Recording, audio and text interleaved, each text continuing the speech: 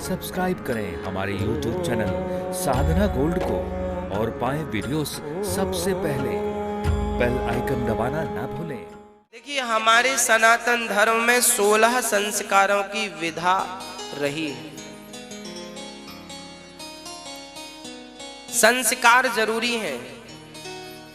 बिना संस्कार के हमारी और आपकी कोई शोभा नहीं है।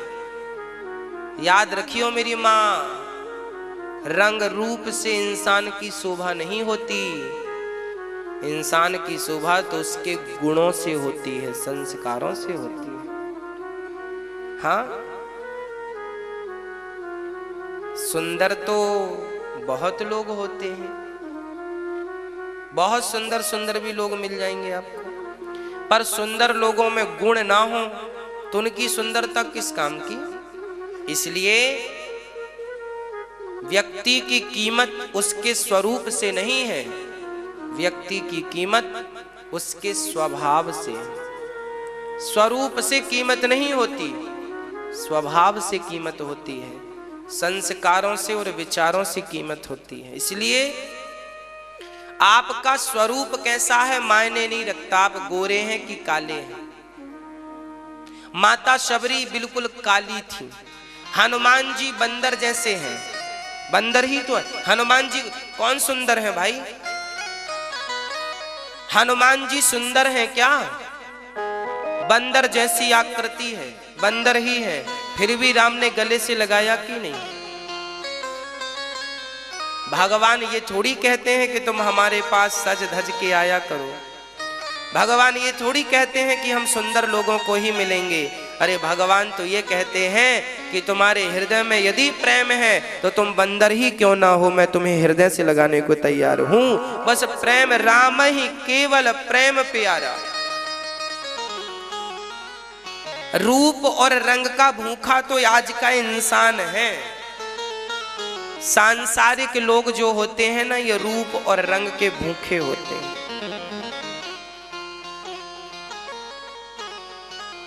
जब तक आप सुंदर हैं तब तक ही आपका पति आपको देखता है। बुढ़ापे की झाइयां आने दीजिए। हाँ, फिर देखिए कौन देखता है आपकी तरफ, है ना। मैंने मुगल राजाओं के बारे में पढ़ा तो मुगल राजाओं ने एक शादी की, जब तक पत्नी सुंदर थी तब तक तो रहे, थोड़ी बुढ़ी हो गई, चमड़ी ढीली हो गई तो दूसरी शादी कर ली, उसके संग रहे, उसकी भी चमड़ी ढीली हुई तो तीसरी रख ली, चौथी रख ली, पांचवी रख ली, छठवीं और सातवीं भी रख ली, आठवीं और नौवीं भी रख ली। ये दुनिया चमड़ी की भूखी है बस।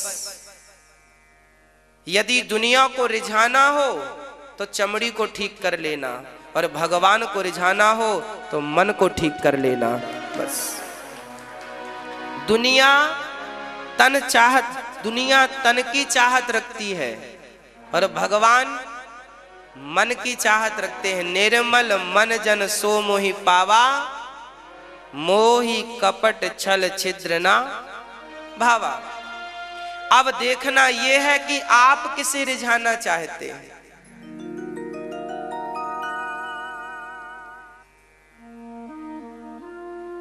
बुढ़ापे में शरीर जर्जर हो जाता है, कौन देखता है बूढ़ों की तरफ। इसलिए कोई तुम्हारी तरफ देखे ना देखे, पर तुम जरूर बिहारी जी की तरफ देखना बस। और याद रखना कि जब तुम बिहारी जी की तरफ देखने लगोगे ना तो सब तुम्हारी तरफ देखने लगेंगे। एक बार देखो तो सही उनकी तरफ। इसलिए बातें जरा गंभीरता से समझिएगा, इन बातों में बड़ी गहराई है। मैं तो केवल सूत्र देता चलता हूं आपको, इनका भी विवेचन करूंगा तो इसी में 3 घंटे निकल जाएंगे। इसलिए समझ लो आप, बस आपकी आंख खुल जाए, बस आपकी समझ में आ जाए। बस संस्कार हमारे यही कहते हैं, सबसे बड़ा संस्कारी कौन? आज लोग यही कहते हैं ना कि मेरा बेटा ध्रुव जैसा हो, प्रहलाद जैसा हो। कोई माँ बाप ये थोड़ी कहते हैं मेरा बेटा रावण जैसा हो। भाई धनवान तो रावण भी था, पर कोई माँ बाप आज तक, जो लोग भगवान को नहीं मानते, वो भी अपने बेटे को रावण जैसा नहीं बनाना चाहते। आप चाहते हो कि आपका बेटा रावण जैसा हो? जबकि रावण में क्या बुराई थी? सोने की लंका थी, फिर भी उसके जैसा कोई नहीं बनना चाहता। और राम जंगल में यहां वहां घूमते थे, जंगल जंगल, फिर भी हर बाप हर माँ यही चाहती है मेरा बेटा राम जैसा हो, राम जैसा हो। क्यों? राम की सकल सूरत किसने देखी और रावण की भी सकल सूरत किसने देखी? रावण सुंदर भी रहा हो तो क्या फर्क पड़ता है, और राम जी काले भी रहे हो तो क्या फर्क पड़ता है? चमड़ी कैसी थी कौन देखता है, उनके संस्कार कैसे थे ये आज तक हम और आप देख रहे हैं। रावण को तो आपने भी नहीं देखा, हमने भी नहीं देखा, फिर भी रावण जैसा बनना नहीं चाहते, क्योंकि रावण के संस्कार गलत थे। राम को आपने भी नहीं देखा, हमने भी नहीं देखा, पर राम जैसे सब बनना चाहते हैं, क्योंकि राम के संस्कार हमने सुने। संस्कार यदि राम जैसे हैं तो फिर क्या बात है? संस्कार जरूरी है बच्चों को, केवल बच्चों को ऐसा नहीं, माता पिता को भी संस्कार जरूरी है, दादा दादी को भी संस्कार जरूरी है। यदि हमारा भारत संस्कारों से ना गिरा होता तो आज हमारे धर्म का इस प्रकार से पतन ना होता। आप के घर में इतना दुख क्यों है? याद रखना मेरी माँ, आज आप लोगों के पास जितना पैसा है, आपके बाप दादों ने इतना पैसा देखा भी नहीं है पूरी जिंदगी में। समझ रही हो ना मेरी माँ? आज आप लोग जितना पैसा आपके पास है, कमा रहे हो, आपके दादा परदादा मर गए, उनके पास 1000 रुपए नहीं जुड़ा पूरी जिंदगी में। 1000 रुपए नहीं देखे तुम्हारे बाप दादाओं ने, क्योंकि उस टाइम 1000 रुपए बहुत बड़ा होता था, और तुम्हारे पास तो 1000 रुपए यूं ही पड़े रहते हैं। आपके बाप दादाओं ने 1000 रुपए नहीं देखे, पर आपसे ज्यादा सुखी और स्वस्थ थे। क्यों? क्योंकि उनके जीवन में कपट नहीं था, छल नहीं था, लालच नहीं था।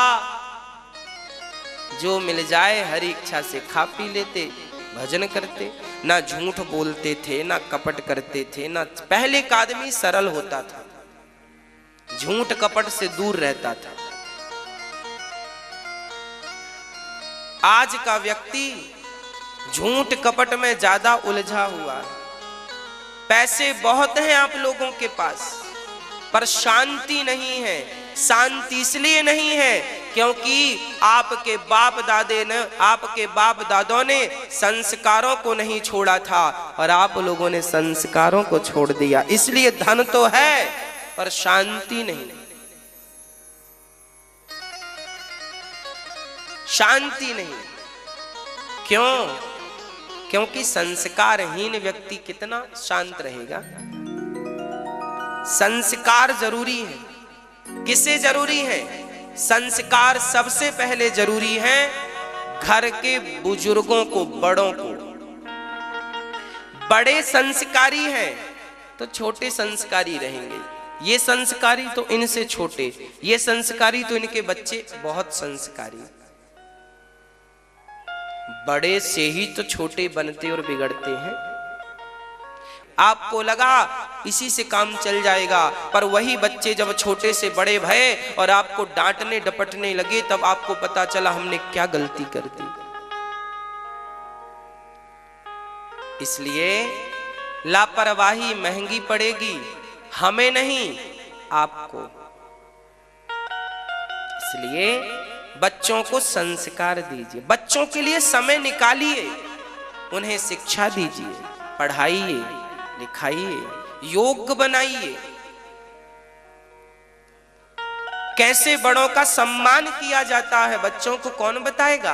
कैसे पांव छुए जाते हैं, कैसे माँ बाप के पांव धोए जाते हैं। आपके बेटे ने कभी आपके पांव धोए?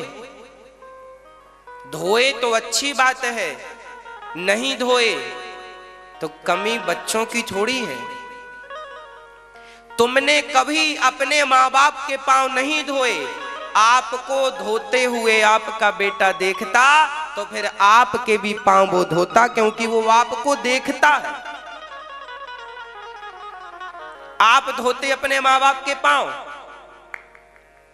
जब आप धोते तो स्वाभाविक सी बात है कि वो भी धोता। जब आपने ही नहीं धोए माँ बाप के पांव तो फिर वो कैसे धोता? वो कैसे धुलेगा साहब? सीखा ही नहीं। गलती उसकी नहीं है, गलती आपकी है। आपने सिखाया ही कब उसे? समय ही नहीं था आपके पास अपने माँ बाप के पांव धुलने का। अब आपको बताएं, जब ये दास अनिरुद्ध अपने माँ के पांव धोता है ना, आप टीवी के माध्यम से जब देखते हैं तो आजकल बहुत सारे बच्चों ने अपनी माँ के पांव धुलने शुरू कर दिए हैं। देख करके देखिए, ये परिवर्तन है। ये वो माएं हैं जिन्होंने हमें जन्म नहीं दिया, परंतु फिर भी माँ तो माँ है और माँ की सेवा भगवान की सेवा जैसी है। इन्होंने हमें जन्म नहीं दिया तो क्या हुआ? अपनी वाणी से बेटा कह के बुलाया तो है। यदि वाणी से बेटा कह दिया तो बस बन गया मैं बेटा, और जब बेटा बना हूं तो फिर कर्तव्यों का पालन तो मुझे करना ही है। तो मां भगवान से कम नहीं होती। इसलिए आप अपने माँ बाप के पांव धोते तो आपके बच्चे भी निश्चित आपके पांव धुलते। और कोई बात नहीं, अभी देखकर आप धुल लीजिए। माँ खुश तो भगवान खुश, माँ दुखी तो भगवान कैसे खुश होंगे? इसलिए समय निकालकर माँ की सेवा किया करो।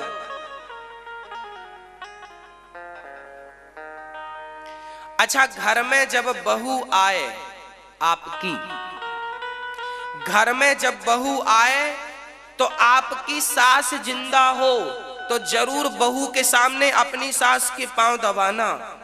जब आपकी बहू आपको अपनी सास के पांव दबाते देखेगी तो फिर वो क्या कहेगी? मेरी सास अपनी सास के पांव दबाती है तो फिर मैं भी अपनी सास के पांव दबाऊं। भाई, ये चीजें विद्यालय में पढ़ाई नहीं जाती, ये बातें कोई यूनिवर्सिटी में सिखाई नहीं जाती। ये तो विरासत से, परंपरागत माँ बाप से बच्चों को प्राप्त होती रहती हैं। पर आज के माँ बाप ने ही लिंक तोड़ दी।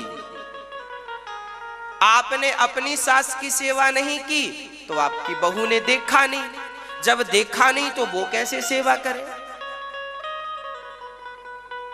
हाँ, बाद में फिर रोते हैं, बहू ऐसी है, बेटा ऐसा। तुम कैसे हो? काहे रोते हो? जैसी करनी वैसी भरनी।